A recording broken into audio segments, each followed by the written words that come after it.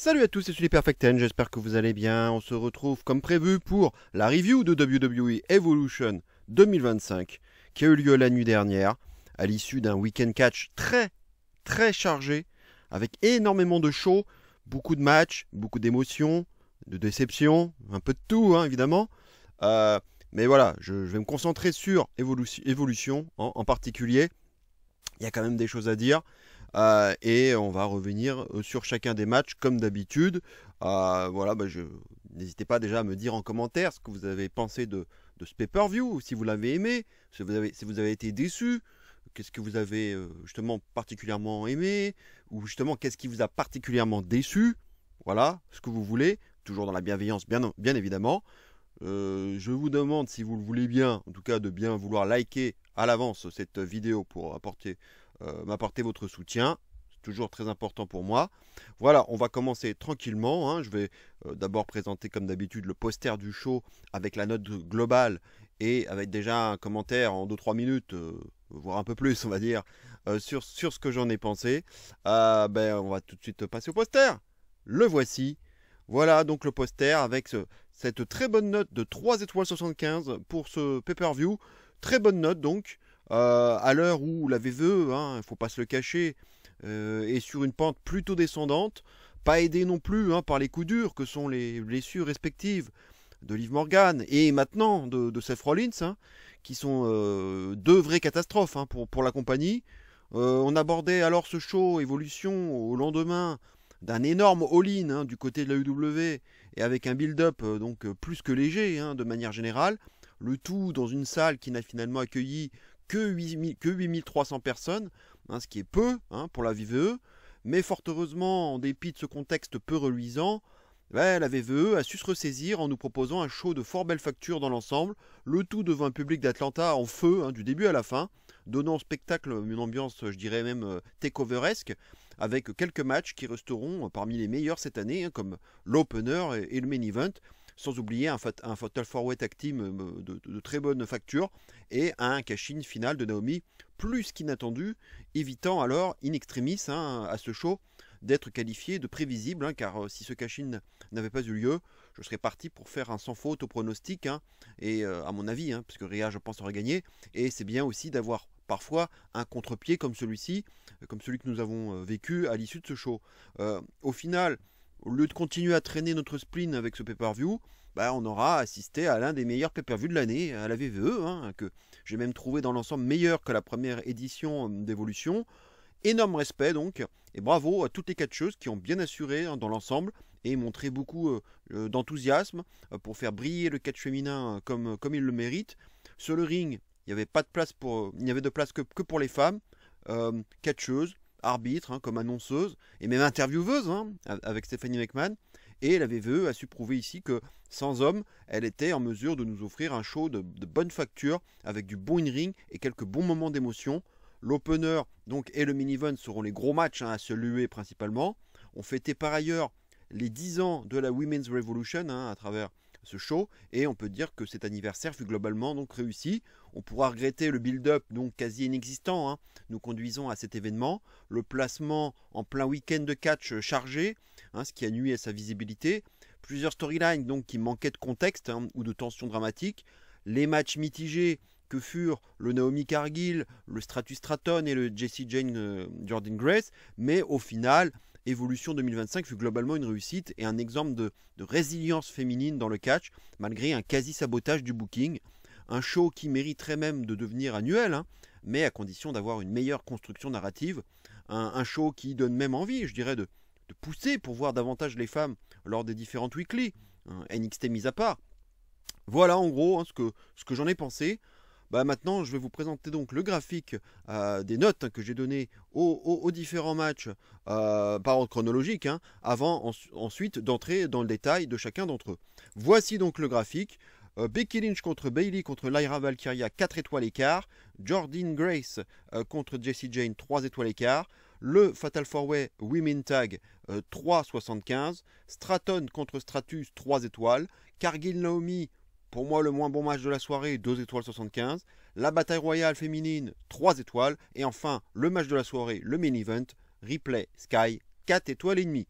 Voilà, donc on va passer tout de suite directement, on va aller dans l'ordre, hein, on va passer à l'opener, à savoir le triple threat match comptant pour le titre intercontinental entre Becky Lynch, donc la championne, Bayley et la Rhea Valkyria. 4 étoiles écart pour la note. Un match qui sera vraiment allé à 100 à l'heure, hein, haletant et à suspense, du début à la fin. Une vraie triple menace comme on les aime, où chacune est en mesure de gagner. Match bien découpé, avec chacune portant son finisher, mais à chaque fois un troisième élément vient briser le pin. Becky va porter son manhandle slam sur Lyra, mais Bayley va briser le pin. Bayley répliquera avec son Bayley to Bayley sur Becky, mais Lyra brisera le pin. Pardon. Valkyria portera son Nightwing sur Becky, mais Bayley interviendra à son tour. Et enfin, Bayley réalisera son Rose Plant sur Lyra, mais Becky brisera le pin pour surprendre ensuite finalement Bayley avec un roll-up victorieux. Victoire donc de Becky, je dirais assez prévisible, hein, c'était aussi mon pronostic. Match qui était en tout cas vraiment à couper le souffle, hein, qui met à nouveau à l'honneur Valkyria face à deux catcheuses établies. Hein, c'est une bonne façon de l'élever parmi les meilleures et celles qui compteront à la VVE dans les années à venir. On a aussi senti à travers ce match la rivalité, hein, entre Becky et Bayley, avec à mon avis un rendez-vous pris pour SummerSlam, même si j'avoue avoir été beaucoup surpris par le fait que Bayley ait pris le pin, hein, et non Valkyria.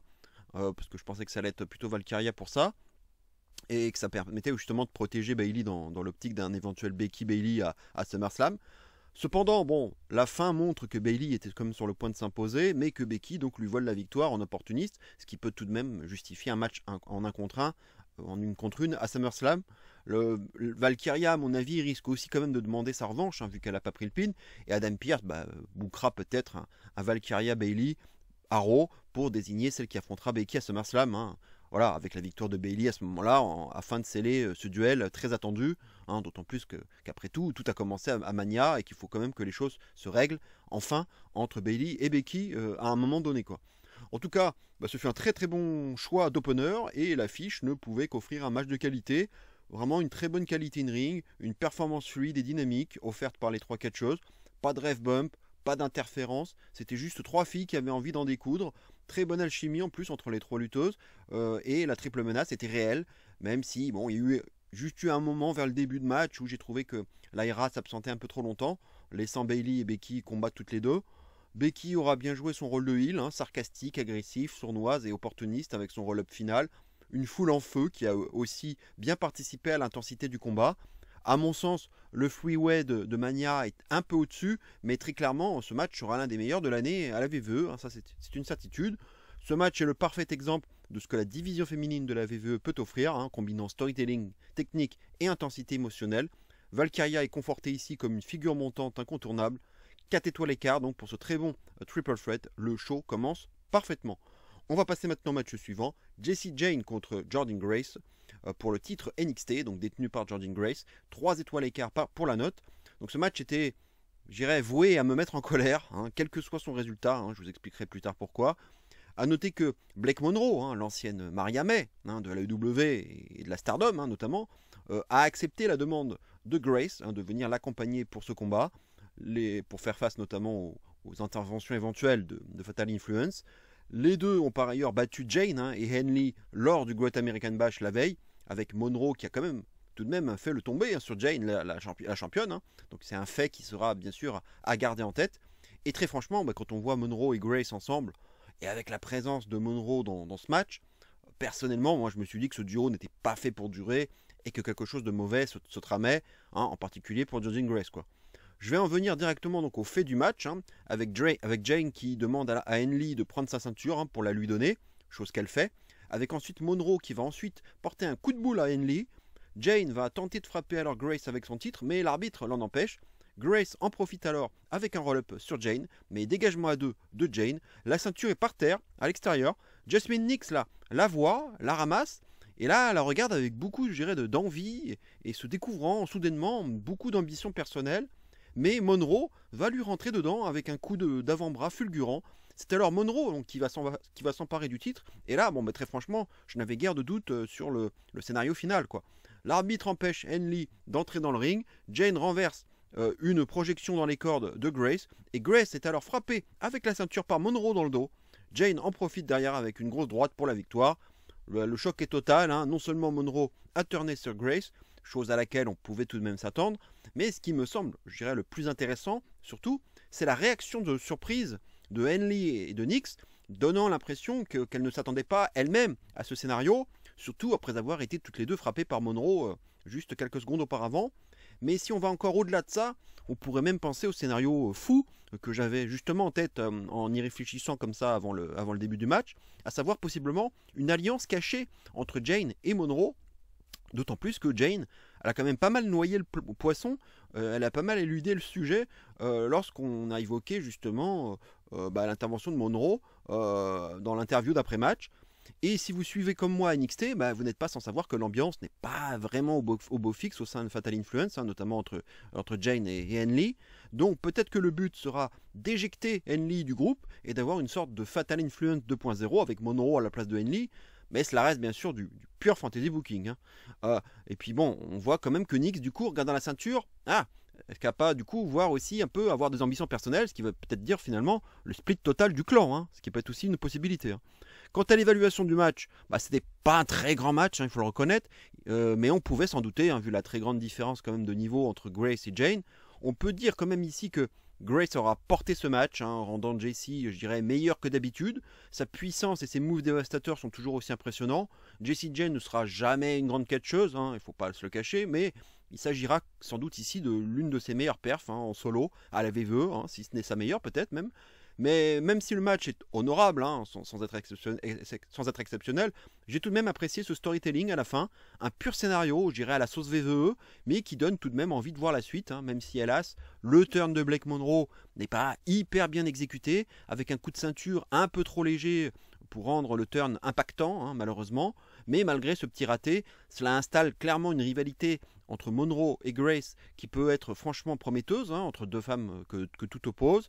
A noter que Maria May avait turné sur Toni Storm il y a un an, quasi jour pour jour, à l'AEW. Donc le clin d'œil est quand même assez amusant. Et même si ça n'arrive pas souvent, on peut aussi critiquer le travail de Michael Cole qui n'a hélas pas été au rendez-vous lors du turn de Monroe, nous faisant vivre le moment comme quelque chose d'important, justement. C'est dommage. Et ce ne sera pas la seule critique que j'émettrai envers Cole, on verra plus tard. Le manque de relation longue durée aussi entre Grace et Monroe peut aussi rendre ce turn peu impactant d'un point de vue émotionnel. C'est aussi une critique qu'on pourrait formuler. Bref, un match juste correct, dont on retiendra surtout la fin, malgré sa réalisation quelque peu bancale, et même proche d'un segment de weekly en termes de magnitude. J'en arrive maintenant à mon coup de gueule. Alors évidemment, tout le monde ne suit pas la TNA, notamment parmi ceux qui ont regardé Evolution et ceux qui regardent NXT, même si le partenariat fait que peut-être que certains fans de l'NXT ont commencé un petit peu à mettre des yeux aussi sur TNA, mais en tout cas, tout le monde ne suit pas la TNA parmi les suiveurs de NXT et de la WWE en général, et c'est que si vous suivez la TNA, donc ce qui est mon cas, c'est que malheureusement, le résultat de ce combat avait été spoilé depuis plusieurs jours, puisque nous savions déjà que celle qui ressortirait championne à l'issue de ce combat irait affronter Masha Slamovich, la championne de la TNA, à Slammiversary, donc dans une semaine le 20 juillet, dans un Winner Takes All. Et donc, dans les weekly récentes, on a clairement vu une rivalité même naître entre Slamovich et Jessie Jane, puisqu'elle s'est montrée avec Fatal Influence du côté de la TNA. Donc on a vu qu'il y avait des choses qui se tramaient avec Slamovich. Donc ça vendait très clairement un match entre Jane et Slamovich à Slammiversary. Donc les combats entre Masha et Grace, en plus à la TNA, ce sont des classiques certes, mais on les a déjà beaucoup vus, et il était peu probable que l'on assiste à nouveau à ça. Et puis bon, pensez-vous très franchement que Grace allait prendre le titre NXT pour le perdre une semaine après face à Slamovich? Ça aurait été une très mauvaise idée de booking. On se doute que Masha va gagner et prendre les deux titres, car il faut aussi être équitable quand même dans le partenariat entre NXT et TNA. Trick Williams ayant déjà pris le titre TNA, il faut donc que Masha prenne le titre NXT en contrepartie. Et en battant quelqu'un comme Jessie Jane, ce serait évidemment, je dirais, bien moins dommageable qu'en battant quelqu'un comme Jordynne Grace, quoi. Et enfin, avec Jane qui a pris le pin la veille au Great American Bash, il faisait encore moins de doute que Jane allait gagner à Evolution, quoi. Bref, mon coup de gueule porte surtout sur, je dirais, le spoiler qui entoure le résultat de ce match. Et même si par miracle Grace avait gagné, j'aurais quand même aussi poussé un coup de gueule en disant que cela n'a absolument aucun sens au vu de ce qui se passe justement actuellement chez TNA. Bref, dans tous les scénarios possibles, j'aurais pas été satisfait du résultat, hein, voilà. Donc voilà pourquoi je suis quand même quelque peu chafouin, car j'ai en effet pronostiqué la victoire de Jane, mais que si toute cette storyline chez TNA n'avait pas existé, j'aurais sans doute misé sur Grace, quoi. Et puis si je dois aller plus loin que ça, je dirais que l'idée du winner takes all, c'est pas l'idée du siècle, hein, et que j'aime pas trop ça de manière générale dans le catch. Ce sera certes cool de voir Masha Slamovich à NXT de façon plus régulière, mais cela reste toujours un exercice périlleux et casse-gueule en termes de booking. Bref, j'ai mis 3 étoiles 25 donc à cet honnête match qui fera juste avancer les histoires, mais qui n'est pas un match d'une grande qualité, je dirais, de manière générale. On va passer maintenant au match suivant. Fatal 4-Way, comptant pour les titres Women's Tag, détenu donc par nouvellement Roxanne Perez et Raquel Rodriguez, Alexa Bliss et Charlotte Flair, Zaruka, hein, donc Zarya et Sol Ruka, et les Kabuki Warriors, hein, de retour sur le ring, ça fait plaisir. Bon voilà, globalement une belle affiche, hein, et ça faisait plaisir de revoir les Kabuki Warriors, hein, depuis la première fois, hein, depuis la France, hein, depuis Backlash France, pardon, c'est pas facile à dire. On notera aussi que finalement Perez donc a hérité du titre de Liv Morgan grâce aux manigances, on va dire, de Finn Balor, chose que j'ai moyennement appréciée d'ailleurs, hein, préférant plutôt à la place que les titres soient laissés vacants pour l'organisation après d'un mini tournoi avec les gagnantes qui seraient couronnées à Evolution, hein, quitte à ce que Raquel et Roxanne gagnent ensuite, hein. Qui plus est, j'ai pas trouvé logique le fait que Roxanne soit propulsée comme ça championne aux côtés de Raquel, alors qu'à ce moment-là, elle n'était même pas encore officiellement dans le Judgment Day, puisque cette officialisation aura lieu seulement plus tard dans un épisode d'Euro. Donc j'aurais préféré que les choses se fassent dans l'ordre inverse, hein. Ça leur aurait au moins permis de mieux faire passer la pilule, quoi. On pourra reprocher en tout cas, comme souvent, le fait qu'on n'ait pas 4 participantes légales dans le ring, hein, à chaque fois durant ce match. Mais bon, c'est loin d'être la première fois que cela se passe ainsi, hein, c'est une critique assez classique. Le match commence avec Perez et Kairi, hein, les deux ayant une mini-rivalité actuellement, cela peut faire sens. Grosse pop lors de l'entrée de Flair, hein, c'est à noter. Le public, hein, l'avait même d'ailleurs réclamé un peu plus tôt dans le match, hein. Donc je me demandais d'ailleurs si cette association avec Bliss n'était pas justement uniquement faite pour donner de la sympathie envers Charlotte et éviter qu'on ne l'a eu, hein, comme c'était le cas auparavant, hein, on verra. Mais personnellement, moi j'aurais toujours du mal, hein, avec Flair en face, hein, pour moi c'est une heel naturelle. En tout cas, toujours est-il que le hot tag de Flair est vraiment efficace et que le public a parfaitement réagi. L'entrée d'Asuka qui s'en suivra sera aussi fort impactante. Sol Ruka se permettra le luxe de porter un superbe Soul Snatcher sur Flair. Le spot qui s'en suivra sera certes très téléphoné mais bien réalisé, avec Zarya portant malheureusement, hein, malencontreusement, un spear à Sol Ruka, avec Flair venant étonnamment sauver Bliss au passage, dans un joli timing. L'image de Bliss dans les bras de Flair était vraiment cool, hein, j'ai trouvé, et même un peu émouvante, avec un parallèle, je dirais, intéressant que l'on pourrait faire à ce moment-là, entre une équipe peut-être en train de se déchirer, entre Ruka et Zarya d'un côté, et de l'autre une équipe pourtant très mal embarquée, justement au contraire est en train de trouver de l'unité entre Bliss et Flair. Flair se prendra le Pop Rocks, hein, de Perez, et Bliss une grosse powerbomb de Raquel, hein, pour retomber ensuite à l'extérieur directement sur Zarya et les Kabuki Warriors. Perez plongera ensuite sur Flair, hein, à l'extérieur, et Raquel n'aura plus qu'à porter sa Tejana Bomb sur Sol Ruka pour la victoire. Je suis content que Roxakel, hein, je les appelle comme ça, que Roxakel conserve leur titre. C'était mon pronostic et ça me semblait être le bon choix, vu qu'actuellement le Judgment Day est entièrement paré d'or et qu'il m'aurait paru quand même étrange de déjà les priver des titres. Ça permet aussi au passage de renforcer les liens entre Raquel et Roxanne et d'une certaine façon de bien préparer un petit à petit le futur face turn de Liv Morgan lorsqu'elle sera de retour, hein. Bon, même si évidemment cela prendra du temps. Quant à l'évaluation du match, j'ai hésité avec un 3,5, mais je suis quand même monté finalement à 3,75. Le match était vraiment fun, rapide, dynamique, avec chaque équipe ayant eu des moments pour briller. Un bon équilibre entre action, storytelling et avancement dans les intrigues, même si le match aurait gagné à être un peu plus long afin de les développer davantage. Un rythme intense, hein, dès le début, avec très peu de temps mort et un public au diapason, et particulièrement donc bruyant pour Charlotte, hein, c'est ce qui m'a pas mal surpris, je dois bien l'avouer. Sol Ruka, c'est une future star en puissance, hein, son Soul Snatcher est impressionnant et hyper beau à voir, et elle a un charisme naturel. On a tout de même un bel avenir, hein, dans la division féminine avec le matériel qu'ils ont à leur disposition.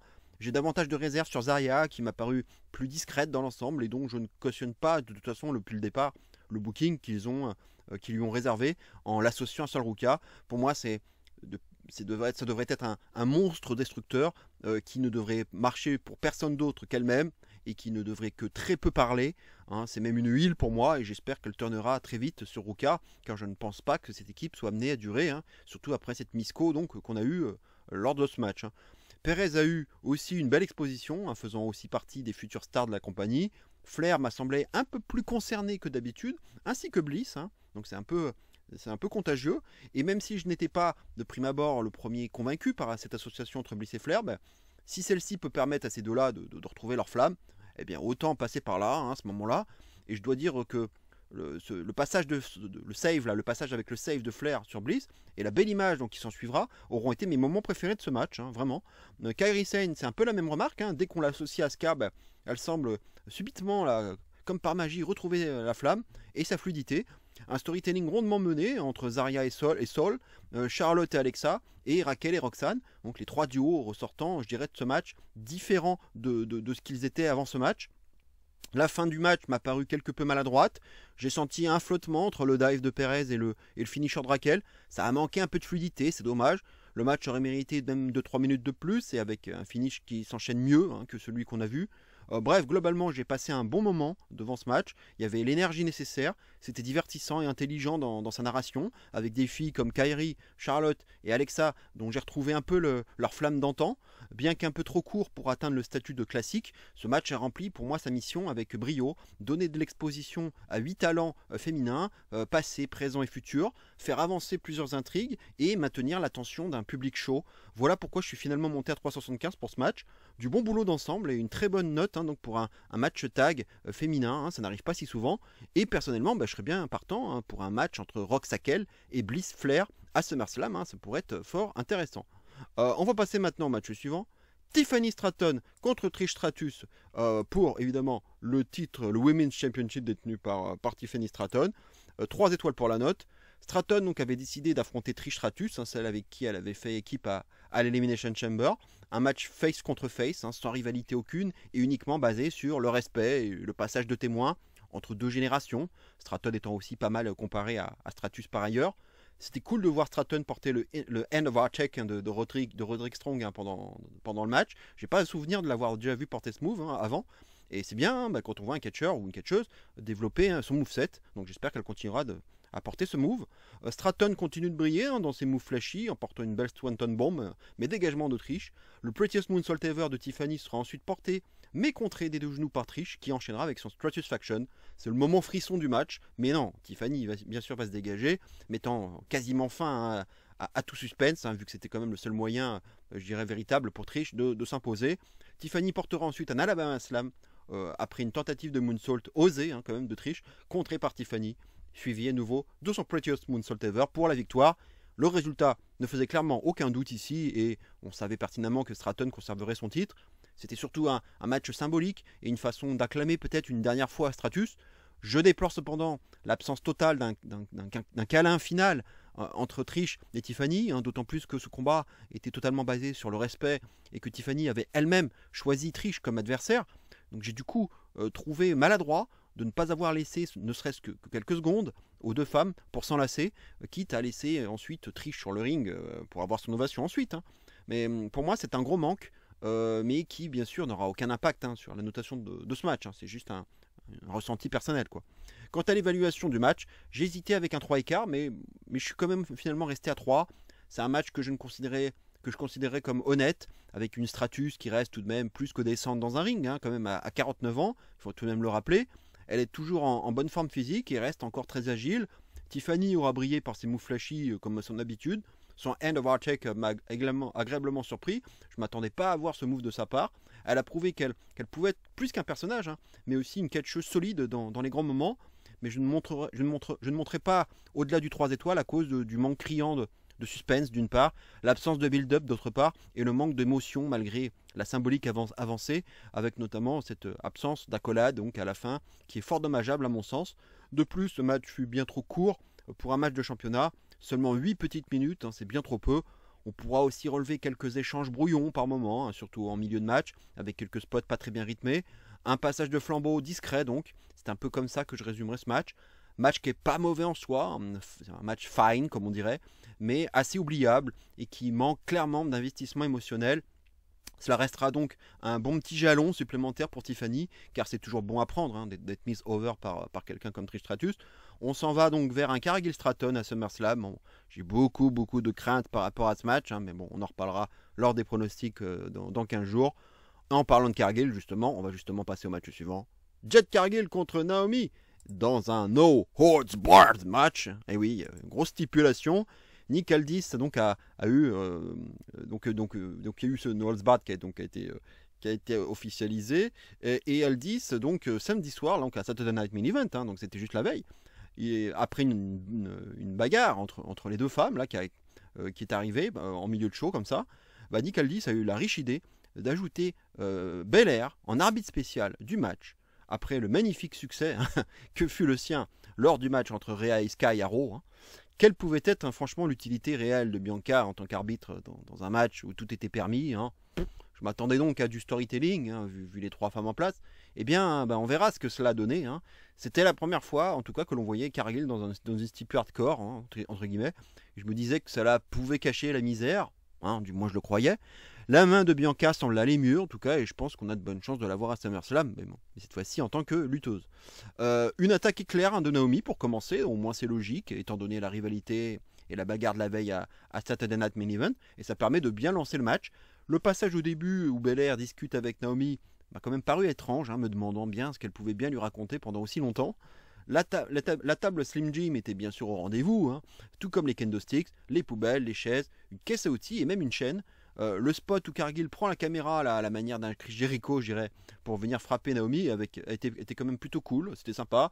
Ça aurait même pu être encore plus fun si on avait pu voir en même temps les images de cette même caméra, hein, comme si on avait été à la place de Cargill. Autre spot quelque peu innovant, celui où Naomi porte un dropkick à Cargill contre un écran télé qui va fumer pour l'occasion. Bon, même si cet écran en soi n'avait pas du tout vocation à se trouver là à cet instant précis, bon, c'était vraiment un élément de décor qui était vraiment fait exprès.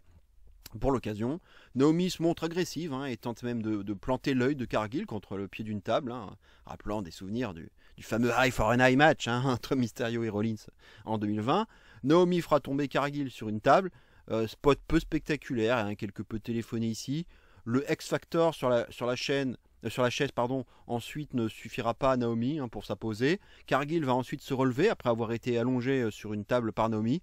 On sent alors venir le spot, hein, à savoir un Jaded depuis la deuxième corde sur la table qui va s'écrouler. Le spot est propre, hein, il est bien réalisé et Bianca va réaliser le compte de 3.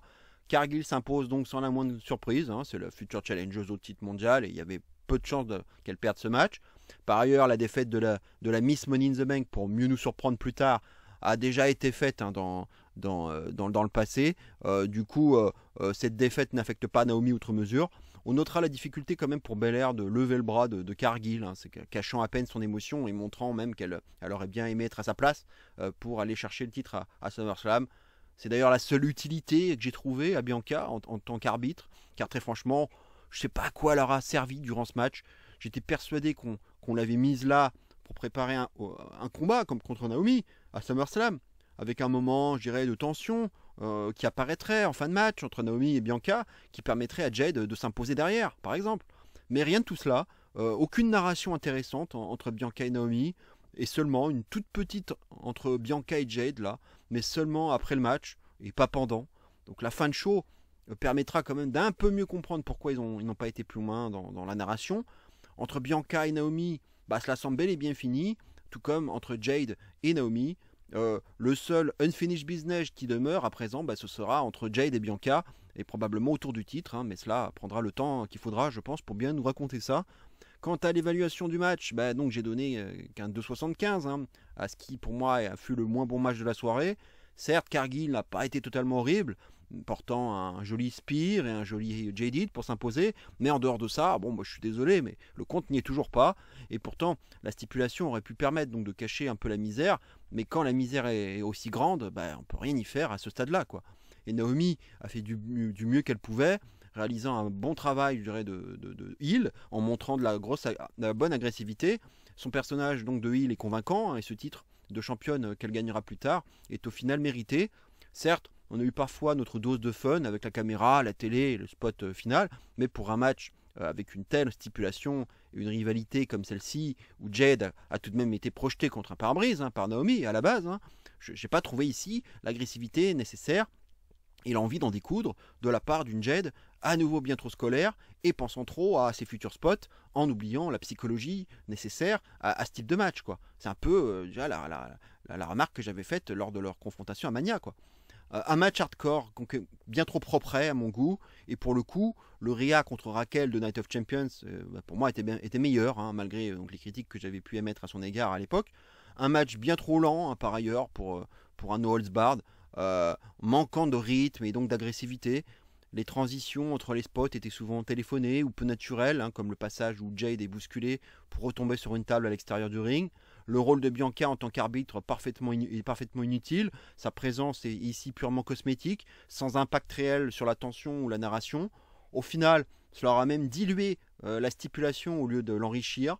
L'alchimie entre Jade et Naomi n'était même pas particulièrement au rendez-vous, et la victoire de Jade, même si elle était prévisible, intervient après tout de même une longue phase de domination de Naomi. Je ressors donc pas de ce match, personnellement, moi, en me disant que Cargill a été la meilleure des deux, et qu'elle sera une challengeuse redoutable pour Stratton, bien au contraire. Bref, les progrès réalisés de la part de Cargill sont encore colossaux. Naomi a fait de son mieux pour la porter, mais ça n'a pas suffi. Les intentions étaient là, mais l'exécution n'a pas suivi. J'ai vraiment peur pour SummerSlam, non seulement pour le match qu'on aura donc entre Jade et Stratton, mais aussi pour la perspective de voir Jade avec le titre. Elle est clairement pas prête pour ça, et j'ai peur de la catastrophe si la VVE fait ce choix d'ici 3 semaines. On va passer maintenant au match suivant, une bataille royale donc à 20 femmes et destination Clash in Paris pour la gagnante. Donc c'était un match quand même qui avait beaucoup d'intérêt pour nous les Français. On va présenter les filles, parce il y avait eu un visuel qui avait été présenté, on connaissait déjà les participantes. Donc il y avait, je regarde le visuel en même temps et on va redonner les noms. Il y a Lola Vice, il y a Michin, il y a Bifab, il y a Candice LeRae, et non pas Candice Michel, on y reviendra. Tatum Paxley, Piper Niven, Alba Fire, Kelly Jordan, Easy Dame, Lash Legend, Ivy Nile, Stephanie Wacker, Zelina Vega, Julia, Jaida Parker, Nikki Bella, Chelsea Green, Nia Jax, Maxine Dupree et Natalia. Voilà, on les a toutes citées. Donc bon, c'est un peu dommage quand même d'avoir annoncé à l'avance les participantes. C'est pour le suspense, c'est un peu dommage. 6 filles de NXT avaient été annoncées par Ava, sinon globalement logique, si l'on considère que Grace, Ruka et Zarya étaient déjà occupées ailleurs. J'ai été étonné de voir quand même Zelina arriver en faisant la gueule. Là, on aurait cru qu'elle était heel même pour le coup. Mais bon, il faut sans doute mettre ça sur le coup de sa récente perte de titre US contre Julia. On verra ces deux-là ensemble d'ailleurs par la suite. Étonné aussi de voir Candice LeRae et Nia Jax arriver ensemble. Moi qui croyais que cette association était terminée, surtout depuis que Candice réapparaissait aux côtés de Gargano et Ciampa. A noter pour rappel que Nia Jax quand même est la tenante du titre, elle qui avait gagné lors de la bataille royale d'Evolution première édition en éliminant Ember Moon en finale. L'élimination de Dame et Paxley dès les premières secondes par Jax m'a paru franchement abusée et décevante. Quant à seulement 6 filles de NXT invitées dans ce match, en perdre déjà 2 aussi vite n'est franchement pas un choix judicieux, j'ai trouvé. Kelly Jordan de son côté bénéficiera du coffee spot traditionnel, se sauvant en marchant sur les mains à la manière de Kofi Kingston, bien réalisé, mais bon, pas inédit en soi. Le duel entre Julia et Nikki Bella m'a paru hautement improbable, je ne pensais vraiment pas un jour voir ça, de voir un tel duel. Le match se concentre alors vers le duel entre Wacker et Julia, les deux amis ennemis, c'était un duel forcément à faire. Chelsea Green frustre le public en le privant du Devil's Case de Wacker sur Nikki Bella. Le Worm de Maxine s'en suivra, tout comme celui de Natalia, assez horrible à regarder d'ailleurs. Décevant d'ailleurs que ni Maxine n'élimine Natalia ni l'inverse. Natalia se faisant éliminer de façon assez random là, par Jaida Parker et Maxine Dupri par Candice LeRae. Voilà. Michael Cole donc aura encore droit donc à son passage dans Botchamania, en appelant à nouveau Candice LeRae, Candice Michel, et en plus pas une fois mais 2 fois carrément, repris et donc chambré même au passage par Wade Barrett, et c'est pas la première fois qu'il fait cette erreur, c'est quand même incroyable. Jordan se fera éliminer par Candice LeRae, étant donné qu'on la relie encore à Nia Jax, et vu que Jax a particulièrement visé les filles de NXT en début de match, peut-être prépare-t-on un programme entre Jax, Candice LeRae et les filles de NXT. Bon, ce sera quelque chose à surveiller. Lash Legend, en tant que représentante de NXT, se vengera avec une Big Boot sur Jax, qui roulera à l'extérieur, hein, chose qu'il faudra donc garder en tête, hein, puisqu'elle n'est donc pas éliminée à ce moment-là du match. Vega va ensuite éliminer Julia, donc teasant un probable rematch pour le titre US dans les prochains jours. On aura à peine vu l'élimination de Michin, intervenant d'ailleurs juste après celle de sa copine Bifab. Alba Fire va alors s'élancer entre la deuxième et la troisième corde pour plonger sur Michin afin d'éviter une élimination de Chelsea Green par Michin. Mais Michael Cole parle alors d'un sacrifice d'Alba Fire.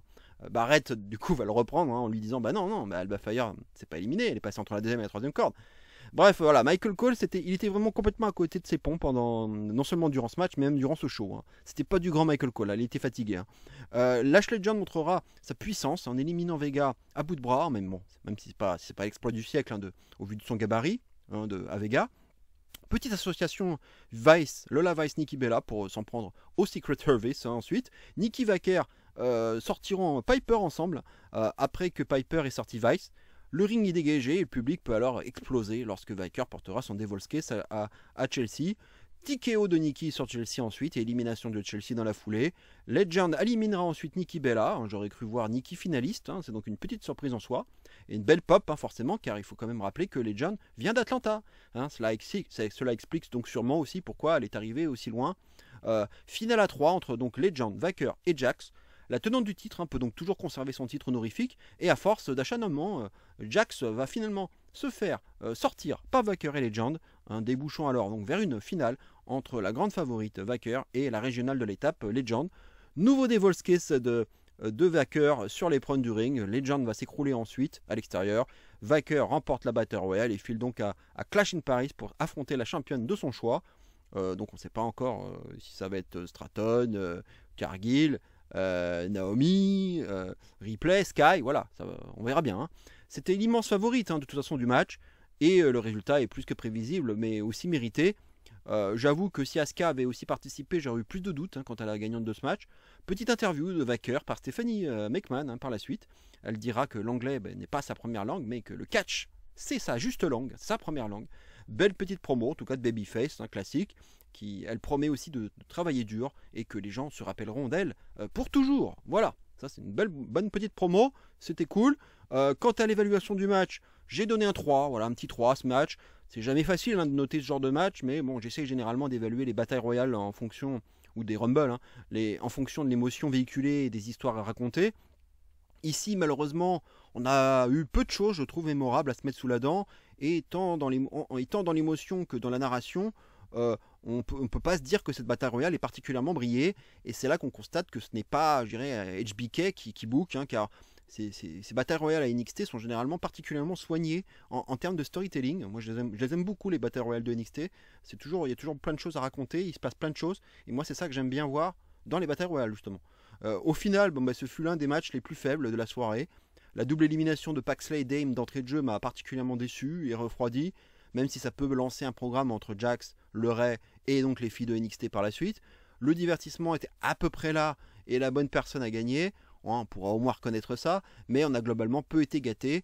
On notera tout de même que la bonne mise en avant de Lash Legend qui sera allée jusqu'en finale, hein, même si elle avait l'avantage d'être à domicile, hein, faut pas l'oublier. Mais elle a une bonne présence athlétique et elle demande d'être vue. Elle aura tout de même sorti Nikki Bella, hein, que je voyais aller en finale face à Vacker. C'est donc un très beau coup de sa part. J'ai vu circuler récemment un fantasy booking au sujet de Legend, hein, mais bon, je préfère me le garder sous le coude pour les pronostics de SummerSlam, hein, car je trouve l'idée en tout cas assez intéressante. On relèvera aussi la suite, hein, de la mini-feud entre Vega et Julia, les facéties du Secret Service, les Worms de Maxine et Natalia, alors, même si une narration entre les deux manque cruellement, je pense, avec l'une éliminant l'autre notamment. Kelly Jordan nous aura offert son coffee spot, hein, bien réalisé, bien que pas inédit. L'alliance Jax Candice donc semble loin d'être terminée, il faudra aussi le souligner, mais c'est globalement assez maigre en storytelling. L'exécution technique était par ailleurs assez faible, certaines éliminations furent discutables ou quelconques, comme Dame, Paxley, Michin, hein, qu'on aura à peine eu le temps de voir. Un match qui manque d'étincelles ou de retournement de situation, Vacker étant la gagnante toute désignée, hein, ce qui laissait peu de suspense à l'arrivée. Le retour de Jax plus tard, après être passé sous la première corde, n'a pas apporté grand chose. Elle aurait pu revenir en opportuniste, hein, au tout dernier moment pour nous surprendre. Cela aurait été mieux, je pense, pour la hit. Le fait de nous avoir révélé toutes les participantes avant nous a aussi enlevé un peu de hype. Nikki Bella n'a franchement pas brillé par sa performance, hein, et on se demande si finalement si finalement la blessure de Liv n'est pas un mal pour un bien. Un match qui a manqué de rythme par moment et qui aurait même pu être un peu plus court. L'action était trop espacée, enchaînant les spots sans liant. Wacker a sauvé ce qui aurait pu être un désastre. Juste une bataille royale de house show, voilà, sans saveur ni surprise. Le finish était correct, mais on n'a franchement pas eu assez de choses nourrissantes pour se dire que ce fut une bonne bataille royale. On va passer maintenant au main event, à savoir Rhea Ripley contre Io Sky pour le Women's World Championship détenu par Io Sky. 4 étoiles et demie pour la note, donc pour moi le match de la soirée. On savait d'avance que ce serait le main event, on nous l'avait dit, et c'est logique. Sky, à l'image de Stratton, a pu choisir son adversaire, et elle a donc choisi Rhea. Un build-up assez faible, mais avec tout de même quelque chose de très récurrent qu'on a pu entendre et voir, notamment dans le vidéo package qui a précédé le match, à savoir le fait que Ripley n'a jamais battu Io Sky en une contre une, et le fait de le marteler comme ça faisait que Ripley, pour moi, avait de bonnes chances de s'imposer cette fois-ci, c'était même mon prono, mais au moins ils auront su nous surprendre au moins une fois dans ce show. Évidemment, on reviendra dessus tout à l'heure. Énorme pop, en tout cas, lors de l'entrée de Rhea, c'était de la folie. Là, on a eu des groupies, c'était fou. Les premières minutes du combat sont de fort belle facture, ça catche bien. Il y a un peu de mind game et le public est très investi. Ripley va longtemps dominer en s'attaquant notamment à la ceinture abdominale de la championne. Le DDT de Sky qui s'en suivra sera de toute beauté. Suicide Dive, Missile Dropkick, Sky se réveille et c'est fort plaisant à regarder. Et jolie Poison Rana de Sky ensuite, la championne nous régale. Ça scande des Let's Go Rhea, Io Sky dans le public. La tension monte et le suspense aussi. Razor's Edge et sit-out powerbomb de Rhea. Mais kick-out in extremis de Sky. Le premier moment marquant du match va arriver sur le bump de Jessica Carr sur un missile dropkick de Sky évité par Rhea. Riptide de Rhea ensuite. Évidemment, c'est le spot inutile du pin, alors que l'arbitre n'est pas là. Certes, c'est visuel, ça raconte quelque chose pour le public, mais en soi, ça n'aura jamais de sens d'un point de vue, je dirais, plus purement sportif, quoi. En tout cas, l'absence d'arbitre va sortir Rhea de ses gonds, la rendant particulièrement agressive à ce moment-là. Les deux iront carrément près des tribunes. Sky réussira un joli crossbody depuis une fly case, là, croyant à la base qu'elle réaliserait un moonsault. Ce ref bump aura en tout cas eu le mérite de donner un cran d'intensité au combat, avec cette passe d'armes à l'extérieur fort agréable à suivre. Paradoxalement, même s'il n'y a pas de vraie haine entre les deux catcheuses, j'ai senti bien plus d'agressivité ici qu'entre Naomi et Cargill, alors que Naomi et Cargill avaient justement bien plus de raisons de s'entre-déchirer, quoi. Bref, Sky va se prendre la table des commentateurs au niveau de l'abdomen. On a donc un rappel de la partie qui avait été donc affaiblie plus tôt dans le match. Belle powerbomb de Sky sur le tapis à l'extérieur. Over the moonsault de Sky. L'arbitre évidemment se réveille au bon moment, mais kick-out inespéré de Rhea. Le public était alors en folie là, à ce moment-là. Donc on se dit que Sky ne réussira pas à battre Rhea pour une fois, et que Rhea va briser la malédiction, évidemment. Spanish Fly spectaculaire de Sky ensuite, depuis la troisième corde. Les deux femmes sont à terre, le suspense est à son comble, quand soudain, impensable, le thème de Naomi retentit, énorme choc, je suis moi-même sur le cul, le cash-in est officiel, et Naomi s'incruste dans le match, façon Rollins, pour faire de ce match un triple threat. Le coup de mallette sur Io Sky de la part de Naomi. Rhea est ensuite balancée par Naomi contre le poteau. Split-legged moonsault sur Sky. 1, 2, 3. Naomi devient la nouvelle World Women's Champion. Le coup réussi et magistral. Naomi a parfaitement su nous surprendre, surtout après avoir perdu son match plus tôt durant le show, également comme Rollins justement à Mania 31. En termes de surprise, on ne peut que saluer le move effectué, car très franchement, jamais je n'aurais cru que Naomi allait s'immiscer dans la course au titre d'Euro, d'autant plus qu'avec Cargill qui va avoir sa chance à SummerSlam, la tentation du cash-in sur elle était forcément dans toutes les têtes, quoi.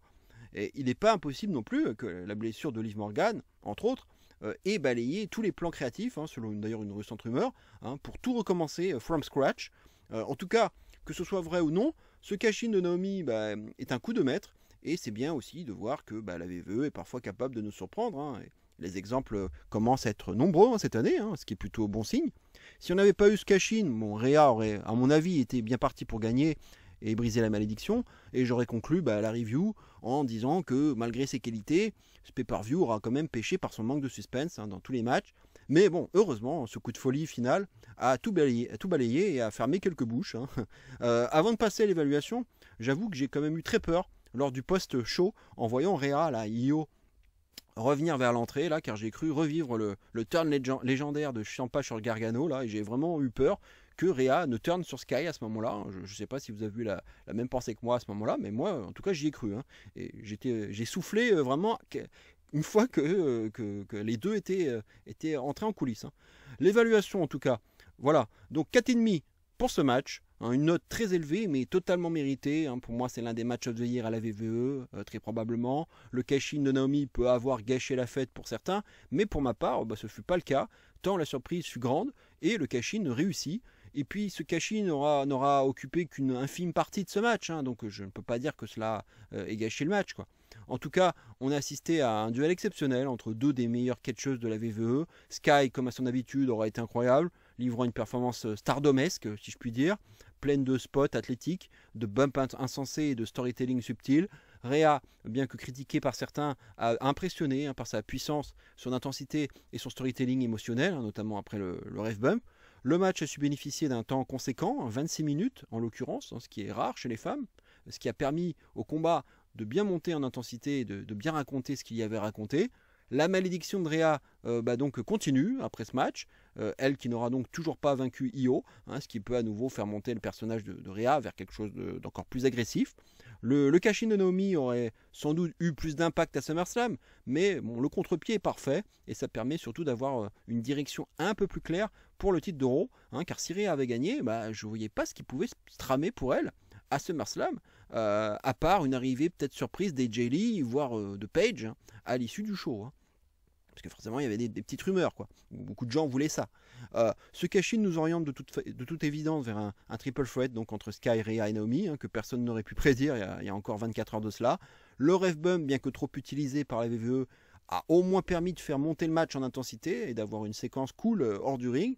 Bref, une Io Sky des grands soirs, une réhabilitée justement auprès de certains fans, si je peux me permettre ce jeu de mots, du très bon in-ring, du bon storytelling et un cash-in surprise, comme cerise sur un gâteau déjà bien appétissant. Dur de faire son choix entre ce match et le freeway de Mania pour savoir quel est le meilleur match féminin de l'année à la VVE, mais au moins on a davantage de gros matchs cette année à la VVE que l'an dernier. Cela se ressent et c'est quand même plutôt cool de pouvoir dire ça. Voilà, j'en ai terminé avec la review d'Evolution. J'espère que ça vous aura plu. N'hésitez pas à faire vos commentaires, dire ce que vous avez aimé ou moins aimé dans ce show, votre évaluation globale, vos notes, etc. etc. Et donc, si vous le voulez bien, j'aimerais bien que vous likiez cette vidéo au plus grand nombre. Voilà, c'est très important pour moi. Et prochain rendez-vous, comme je l'indique ici, ce sera donc le 27 juillet pour évidemment le morceau catch et donc surtout les pronostics de SummerSlam, mais oui, qui arrivera déjà 6 jours après et sur 2 nuits. Donc forcément, la vidéo va être relativement longue puisque forcément 2 nuits, c'est comme Mania, donc on va peut-être s'attendre à 7 et 7, 14 matchs peut-être. Donc il y aura forcément beaucoup de choses à dire au niveau des pronos. Donc on va pouvoir se poser tranquillement, ce sera l'été. Et j'espère que la VVE va pouvoir capitaliser sur ce bon pay-per-view pour nous proposer un super SummerSlam. Il y a quand même cette petite curiosité quelque peu morbide, je dirais, de savoir comment la VVE va rebondir suite, je dirais, à la blessure terrible et catastrophique de Seth Rollins, qui passe une IRM aujourd'hui d'ailleurs, c'est prévu. Donc on va en savoir un peu plus, notamment à Raw, on devrait en savoir plus sur son statut. Malheureusement, ça risque d'être les croisés. Et si c'est les croisés, voilà, il y en a pour de très nombreux mois. Le genou droit, en plus, je crois que c'est celui qui avait déjà été blessé dans le passé. Donc, une récidive comme ça, c'est pas bon, quoi. C'est très mauvais signe. Ça arrive en plus après la commotion, aussi les problèmes d'Adam Cole. Bref, ouais, c'est pas un week-end mémorable à ce niveau-là, au niveau des blessures. Voilà, ça fait partie du catch, mais c'est quand même assez triste de voir de personnes comme Cole et Rollins sur le flanc. Voilà, tout ce qu'on peut leur souhaiter, bien sûr, c'est un prompt rétablissement. On espère les revoir dans le ring très vite. Même si pour Adam Cole, on se demande si ça ne sent pas la retraite, malheureusement. Bref, voilà, merci à tous, en tout cas pour votre écoute. Portez-vous bien, passez une très bonne semaine et une bonne fin de 14 juillet. Et d'ici là, bien entendu, n'oubliez surtout pas plus que jamais, vive le catch et zéro miedo. Ciao à tous.